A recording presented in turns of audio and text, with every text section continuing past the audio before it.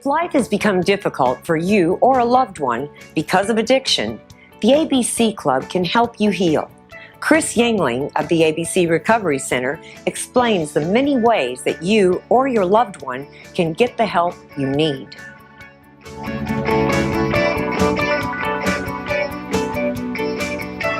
ABC has what we call a full continuum of care. Mm-hmm. So we have detox, residential, IOP, which is intensive outpatient, and OP, which is outpatient groups. We also have a transitional living village that actually assists people that are in a state of homelessness in transitioning from that area of our facility into finding long-term permanent housing.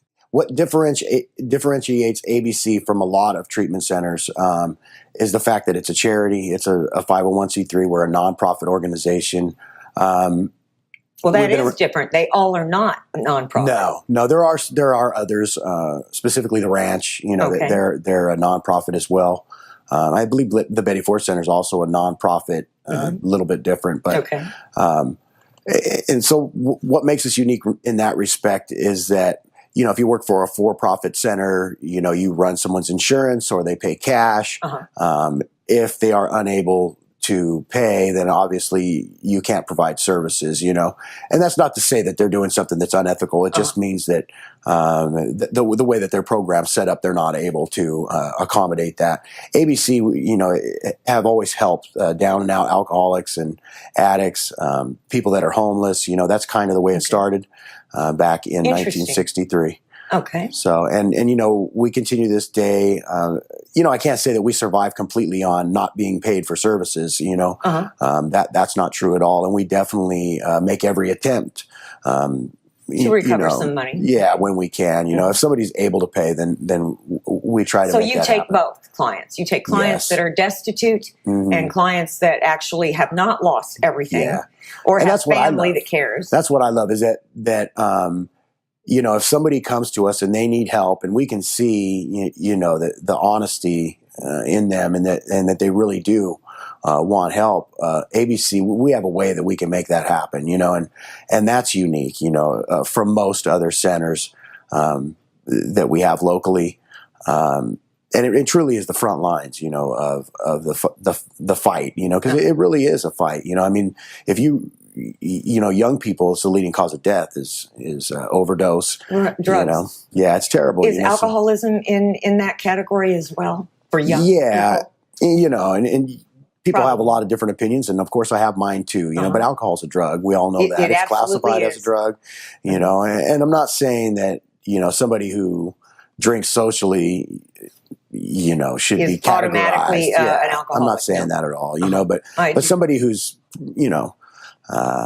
where it's impairing their life. It's impairing their life. Yeah, right. And what we kind of see is that these people are pre-wired, and once they, put a substance in their body, they're not able to live a life like everybody else does, and so people that experience those sort of problems, those are the people that we try to help. Mm-hmm. Well, there has to be more compassion than I think what our society has given. And so I think that when you're out there and you're talking about it, it helps when you are able to read somebody, whether they are interested in really cleaning up or not, whether the court said you do this or you go to prison. Well, they're gonna say whatever they can to stay out of prison. Sure. So are you able to decipher whether a person is sincere because of their situation? That isn't something that would cause us to say, well, we're not going to provide you treatment. Okay. We call that being externally motivated. Okay. And somebody may come in externally motivated. Maybe their wife's leaving them. Maybe they're getting a nudge from the judge, whatever it may be. That doesn't mean that during the time that they're with us, that we won't be able to educate them and bring them to a point where they say, hey, you know what? I may have come here for the judge or for my wife, but I realize that that I have a problem and that I want to do the right thing. Have you seen that happen? Oh yeah, tons of times. That's an absolutely wonderful thing. So whatever brings them there, like whatever gets you there, it's just important that you're there, And there's been people that have come in too that we've seen mandated there that aren't addicts or alcoholics, that have been court mandated there. Oh, absolutely, we've seen that happen. They just had a an instance where wrong place at the wrong time. and got remanded to treatment. So Okay, or a car accident that Sure. alcohol was Sure. in the equation. yeah, when you're young, you made some Absolutely. dumb stuff. I know I I didn't did. do anything wrong when I was young. No. Yeah. There isn't a person in the world that doesn't have some kind of struggle. So I don't Sure. like it that there is a stigma with drug and alcohol Yeah. because it is what it is. And I do see the strongest people that I've met have been recovering addicts, I guess that's Sure. what you call them, because you've made a choice. Yeah. And Absolutely. that choice is not easy. And it takes commitment, dedication, and really discipline, I would think.